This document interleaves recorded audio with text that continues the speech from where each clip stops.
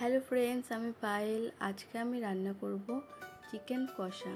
তো চলো দেখতে থাকো আজকের রেসিপিটি। আমি প্রথমেই নিয়ে নিচ্ছি কড়াইয়ে তেল।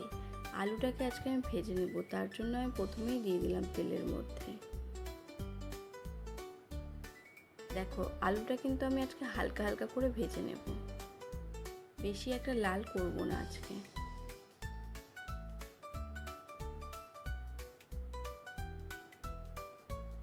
তোমরা কাঁচাও দিতে পারো, কিন্তু আজকে আমি ভেজে নিচ্ছি। আলুর মধ্যে দিয়ে দিচ্ছি লবণ আর হলুদ, তোমরা তোমাদের পরিমাণ মতো দিয়ে দেবে। দেখো, আমি কিন্তু আজকে চিকেনটা ভেজে নেব, তার জন্য কিন্তু আমি পুরো চিকেনটা দিয়ে দিলাম। চিকেনটা একটু ভেজে নিলে টেস্টটা বেশি হয়, তোমরা ইচ্ছা হলে কাঁচাও দিতে পারো। দেখো, আমি হালকা করে ভেজে নিচ্ছি, কোনোটারই কিন্তু বেশি একটা কালার হয়নি।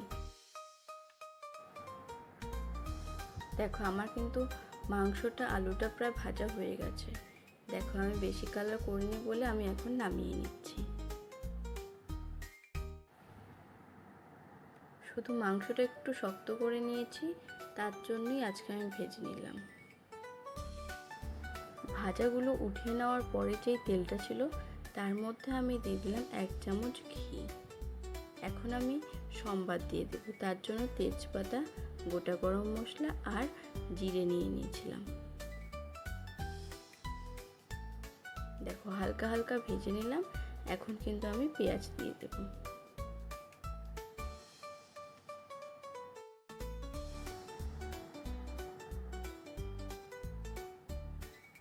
পেঁয়াজটাও কিন্তু আমি হালকা হালকা করে ভাজবো, খুব একটা বেশি ভাজবো না।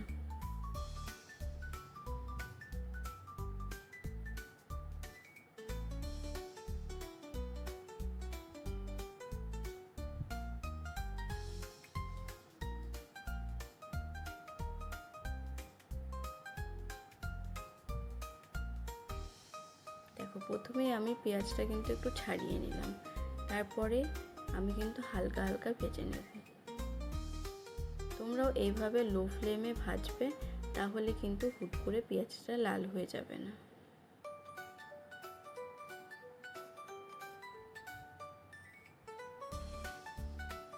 দেখো, পেঁয়াজের কালারটা চেঞ্জ হয়ে গেছে, আমি কিন্তু এই রকমই ভেজে নিচ্ছি।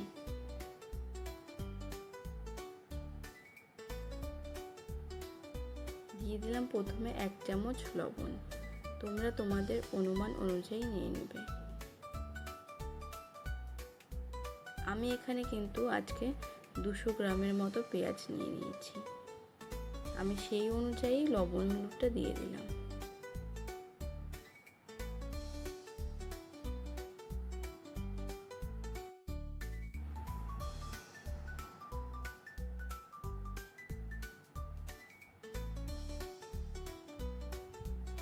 দিয়ে দিলাম প্রায় 1.5 চামচের মতো রসুন কুচি।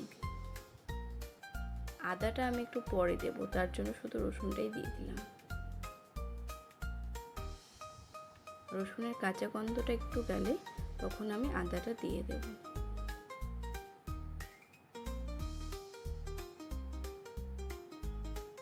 দিয়ে দিলাম লঙ্কা কুচি।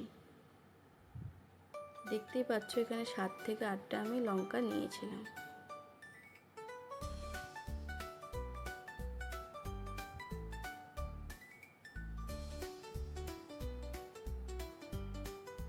একটু ভাজা ভাজা হয়ে যাচ্ছে। দেখো, এখন আমি দিয়ে দিলাম কিন্তু আদাটা। আমি কিন্তু আদাটাও 1.5 চামচের মতনই নিয়েছিলাম।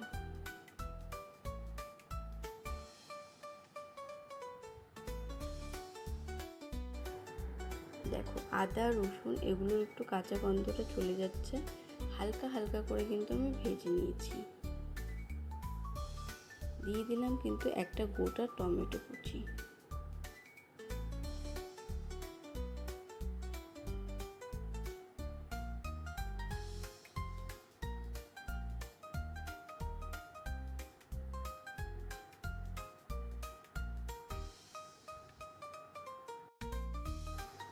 এখন আমি দিয়ে দিচ্ছি ভেজে রাখা আলু আর মাংসটা।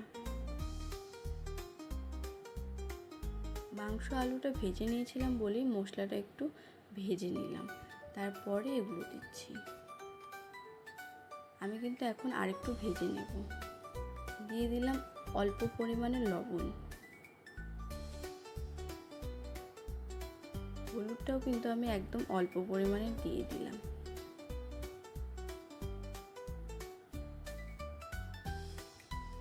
লবণ হলুদ আমি আগে দিয়েছিলাম, কিন্তু এখন মাংসর অনুমান অনুযায়ী দিয়ে দিলাম। দেখো আমি কিন্তু একদম লো ফ্লেমে হালকা হালকা করে ভেজে নিচ্ছি। আমি এখন দিয়ে দিলাম প্রায় 2 টেবিল চামচের মতো জিরে।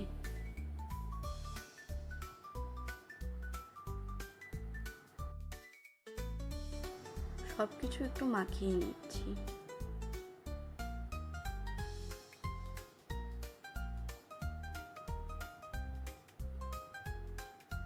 দেখো আমি এখন দিয়ে দিলাম লেবুর রস।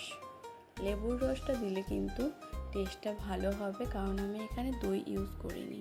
তোমরা ইচ্ছা হলে দইও দিতে পারো।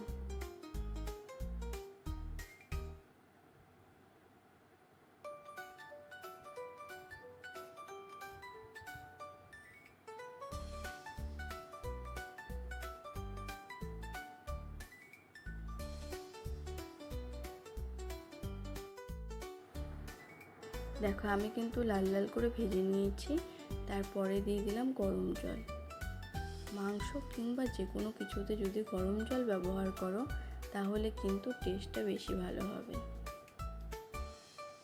দেখো আমি একটু নাড়াচাড়া করে নিচ্ছি, তারপরে কিন্তু আমি ঢেকে দেব মাংসগুলো আলুগুলো সিদ্ধ হওয়ার জন্য।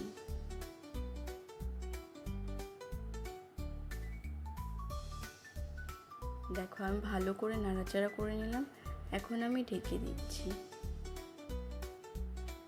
আমি কিন্তু এই ঢাকনাটা দিয়েছিলাম 5 থেকে 7 মিনিটের মতো।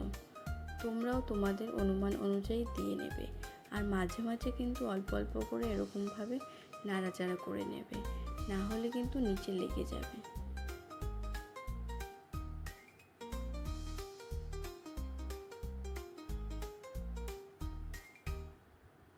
দেখো আমি কিন্তু আবার ভালো করে নাড়াচাড়া করে নিলাম, তারপরে কিন্তু আমি আবার ঢাকা দিয়ে দিচ্ছি। আবার 5 থেকে 7 মিনিটের মতনও কিন্তু আমি দিয়েছিলাম। এভাবেই তোমরা অল্প অল্প করে ঢাকা দেবে আর নাড়াচাড়া করে নেবে।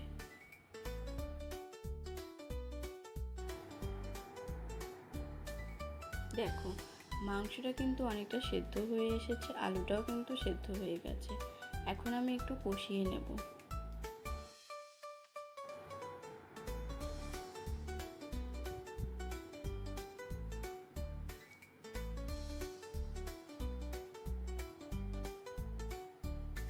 তোমরাও এভাবে একটু পরপর নাড়াচাড়া করে কিন্তু কষিয়ে নেবে। একবারে বেশি হাই ফ্লেম দেবে না, তাহলে কিন্তু মাংসর একটা পাশ লাল হয়ে যেতে পারে। তাই জন্য আস্তে আস্তে করতে হবে। দেখো আমি অল্প করে জল দিয়ে দিলাম।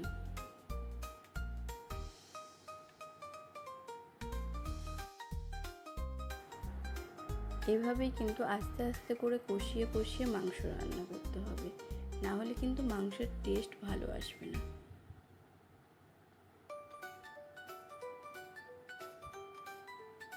আর মাংস যত বেশি কষাবে মাংসর টেস্ট কিন্তু তত বেশি আসবে।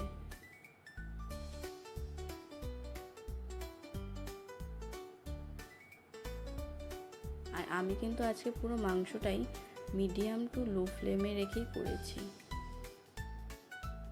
দেখো আমি আবার আরেকটু গরম জল দিয়ে দিলাম।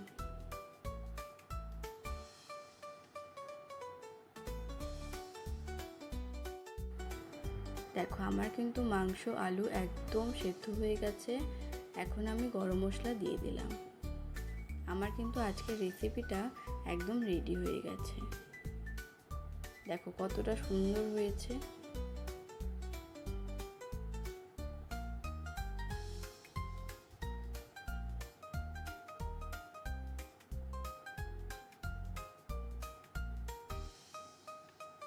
এই রেসিপিটি যদি ভালো লাগে তাহলে আমার চ্যানেলকে লাইক এবং সাবস্ক্রাইব করে দিও।